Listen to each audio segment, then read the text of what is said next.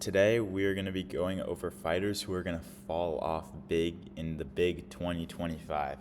Everyone, I appreciate the reception on my last video. Please go and drop a thumbs up right now, subscribe. I really appreciate it. Got big 20 likes on the last video, which is really good. Thank you guys so much. But um, let's try and get 25. Why not? Let's improve a little bit. No, but starting off in the flyweight division, KKF.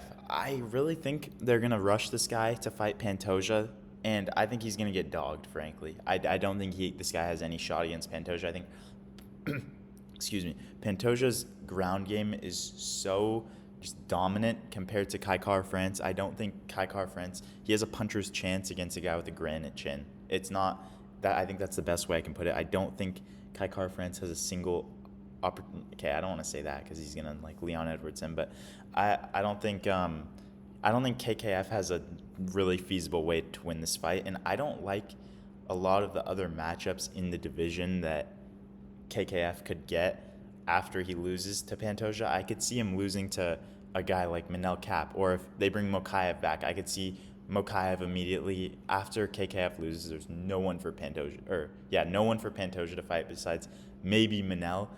And then at that point, they'll probably bring Mokaev in, have him fight Kai France for the title shot, and I think he'll lose. Honestly, that's my prediction. I think Kai France will go 0-2 in the big 2025. Like, I know they're going to rush him into a title shot because there's no one else. He's going to lose. And then what's going to happen is he's going to fight another up-and-comer who's just going to dog him. That's my prediction. Bantamweight division, I think this should satisfy a lot of people unless they're just fake hardcores and actually like this guy or think he's funny. He has the humor of like a 5-year-old.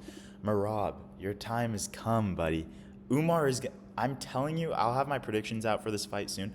Umar is gonna dog Okay, not dog. He's gonna win a solid, clear decision. Maybe 48, 47, 49, 46, something like that. He's gonna win clearly, and you know for a fact Dana White is not giving Merab a title shot. Why could I low key see Dana White just cutting this? No, he might. Honestly, maybe, but. What I see happening is, honestly, I think if Merab loses all his this isn't even really like, maybe that I'm just preying on his downfall, but this isn't really logical. But in fight, like when someone loses a big win streak, a guy like Merab too. Merab's what, 35 years old. I feel like he's just gonna lose another fight in a row. I can just see it. Like it happened to Usman. It happened to Izzy. I really could just see Merab losing to Umar. They're not giving Merab an immediate title shot, which he doesn't deserve. I don't care if it's a robbery decision. Please don't give this guy an immediate rematch. But, and then I see him fighting. Maybe they give him. I could see them doing like if Umar gets injured, because I know Umar's hand's still injured. Maybe an interim belt with O'Malley. And I'm telling you, someone in my comments called me out for this take. I'm telling you, O'Malley beats Merab in a rematch. I don't care. I don't care. I could see that happening so easily. And honestly, I think there's an argument for some of the other top bantamweights. Like Corey Sandhagen got all his aura taken away. I thought he was overrated coming into the Umar fight. But Corey Sandhagen has damn good wrestling. There's a world where I could see Corey Sandhagen beating Merab. There is. That's not ridiculous. Like, that's not a ridiculous take. Corey Sandhagen has much better striking. He's much cleaner on the feet in every aspect, kicking, punch, boxing, anything, clinch. But the way Merab would win that fight is hold him against the fence. But if Umar exposes certain elements of Merab's game, which I think Umar will, I think we could see Merab go 0-2 next year. That's my prediction for Merab. Moving on to the featherweight division. This pains me to say. I still believe in this guy from last video. Yes, I'm delusional. But I think Brian Ortega and Yair Rodriguez, those two guys, are going to have big fall-offs. I think they're going to match these two guys up. These guys don't deserve to be number 5 and 6 ranked respectfully. How is Yair Rodriguez top 5, by the way? Like, he's above Brian Ortega, and his last fight isn't his last fight a loss to Brian Ortega? I don't understand this. But they're going to feed Ortega and Rodriguez to up-and-comers, I think, which I think they should. These guys have just been this is like the Justin Gaethje and even worse than Gaethje and Poirier, because at least they fight guys they fought up-and-comers now, but it's like 2 years ago when Gaethje, Michael Chandler, and Oliveira would all just fight it's like that.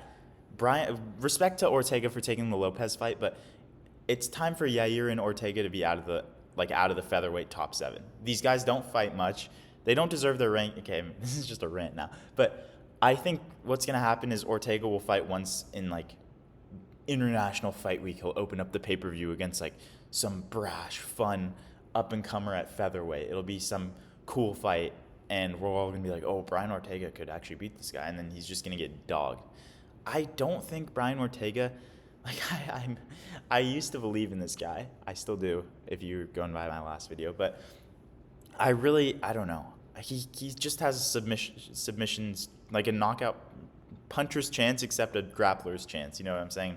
Like, even in the Yair fight, I know he rolled his ankle during Bruce Buffer's announcement, but he got dogged and he got dogged in the first round until Yair gassed out. So I think he'll go 0-1 and he'll I could see this guy being out of the top 10 next year, respectfully.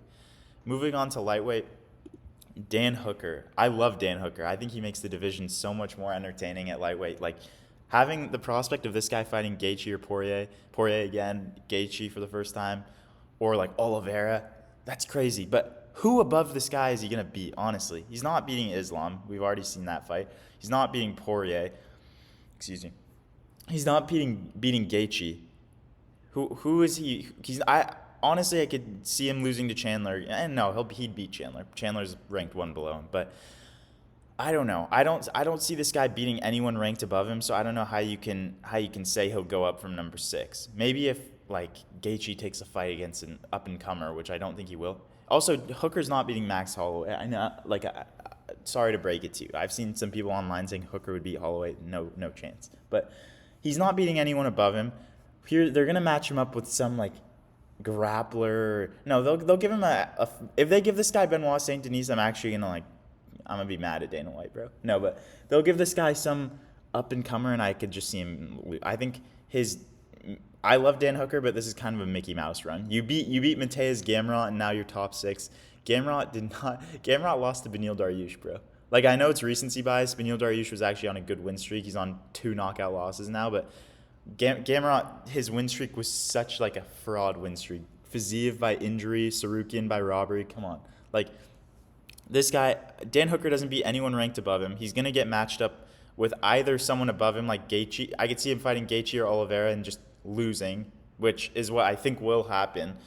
And then he'll fight someone below him, and he'll take so much damage. If he fights someone above him, besides maybe Islam and Arman, because I think they would just dominate him grappling, he will take an unfathomable amount of damage. And he's like 34 now. Like, I think the damage is going to add up, and I think Dan Hooker is going to have a bad 2024. Unless they match him up with, like, a mid-up-and-comer, and he just gets a win off of that, and then he fights someone above him. But Dan Hooker will lose next year in 2025. He'll go 1-1 or 0-2. That's my prediction. Or maybe even 0-3. This guy he actually fights a pretty solid amount when he doesn't get injured.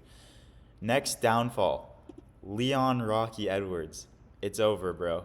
I've seen stuff that he's going to fight JDM in London, which I thought it would be Sean Brady, honestly, and I think Sean Brady just wrestles him to a decision, frankly. I really do believe Sean Brady would beat Leon Edwards. Maybe it's recency bias talking, but I could also see if it's JDM, it's closer, but I think JDM, even though I'm kind of a JDM hater, like I don't think he's that good. I think he's very overrated.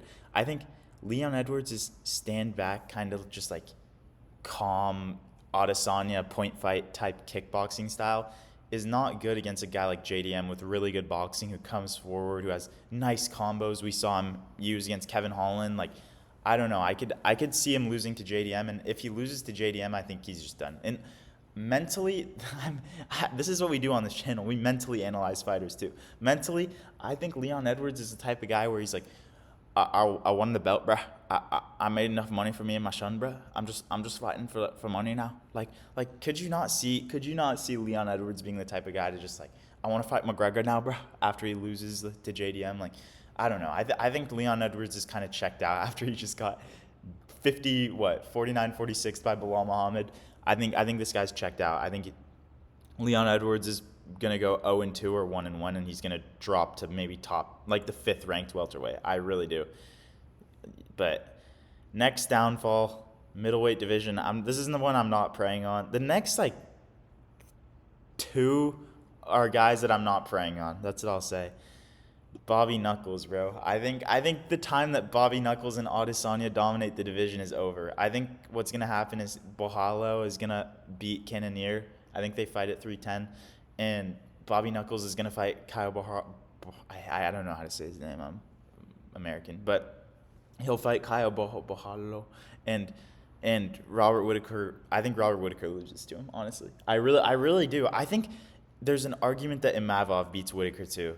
Like I think Imavov loses to Izzy, but I think he would beat Whitaker. I think Whitaker's like I think honestly the best bet for Whitaker. I know this would be really challenging because he's kind of old now, but go down to. I think he would have much more success at 170. I think the middleweight division is moving on from the time where it was Adesanya, Whitaker, Cannonier, Brunson, like that era, Yoel Romero even I'd say. It's moving on from that era and it's moving to Chimaev, Dricus, and not Strickland. Paulo Costa come up, wait for it, 2025. No. But you know what I mean. It's moving on, and I think he'll fight Bohalo and he'll lose, and then I think he'll just sit out the rest of the year. I can see Robert Whitaker being like ranked number 8, which is crazy. Ranked number 7 or 8, which is crazy for Robert Whitaker. That guy was like the undisputed, if Adesanya didn't exist, if Usman didn't exist, champion. He was like Colby Covington and him were like, if the champion didn't exist, they would be champion, number 1 contender. Like, come on. Dana White would always say that, but you know what I mean? Like, that's kind of a downfall for this guy. I think he's gonna lose to Borhalo. I think that's what they'll do. And there's I think what Dana White will promise is say, winner of this fight, Borhalo versus Whitaker gets the fight, winner of Chimaev, Dricus, because he knows that Borhalo's going to win. Or if Whitaker wins, he just won't get a title shot. That's what my prediction is. But I like Robert Whitaker. He's a funny guy. I would prefer to have him have a good 2025, but I don't think it will happen. Next one, it's going to be a tough pill for a lot of you to swallow. Big Onk. To quote my YouTube brother, Bedtime MMA, Big Onk is coming, bro. And I really do believe Ankalaev is going to beat Pereira. Who has Pereira fought who's a good wrestler? Genuinely. Adesanya took him down. I know that was a couple fights ago. He's improving every fight. Blachowicz held him down. This guy almost lost to Blachowicz. And Magomed Ankalaev, he was getting wrestled by Blachowicz. Ankalaev dominated Blachowicz in the wrestling the last couple of rounds. Once he got going and he stopped like limping around, he dominated Blachowicz. I really think Magomed Ankalaev is the guy to do it. He's so well-rounded. Most of the guys that Pereira has fought have not been super well-rounded. Like Roundtree, Yuri, Jamal Hill, those guys are all strikers. Adesanya is a striker. Bruno Silva, striker. Strickland, I'm going to stand and trade with this big scary guy at 185. I think what's going to happen is Pereira is going to fight Ankalaev twice this year, and I think he's going to lose both times, and then he either retires or moves up to heavyweight. Those are my predictions, and I think at heavyweight they'll give him like Cyril Gahn for like an interim belt, maybe in 2026, early 2026. That's my prediction. But I think Pereira is going 0-2 this year. He'll still be the number 1 contender, number 2 contender at light heavyweight, which is not like a fall off. But from number 3 pound for pound to like low pound for pound, that's kind of a fall off in my opinion. It is a fall off. Next guy, I'm sorry, bro. You're gonna get a title shot if Jones retires, and Aspinall is gonna have the belt by the end of the year, even if Jones doesn't retire, because Jones will vacate it, or you know what I mean. Like if they fight, Jones is gonna vacate the belt, then it'll be like Aspinall Volkov for the like. Volkov is he's gonna lose to Aspinall again, and he's gonna be like 3 fights away from a title because he's 0-2 against Aspinall, who's gonna be the champion for years to come. We all know, even if Jones beats him, he's gonna be the champion for years to come because Jones is just gonna retire after that fight, or vacate it, or fight like Pereira or Derek Lewis or whatever the hell he wanted to do. I think Volkov is gonna be out of the top 5. The fact that I don't think this guy's that skilled. The fact that he's a top 5 heavyweight kind of just shows you the state of this division. But those are my predictions for downfalls by division in 2025. This is not what I hope to happen. This is what I would think will happen. Please like, comment, subscribe. I appreciate the reception on my last video. I'll see you guys soon. Peace out.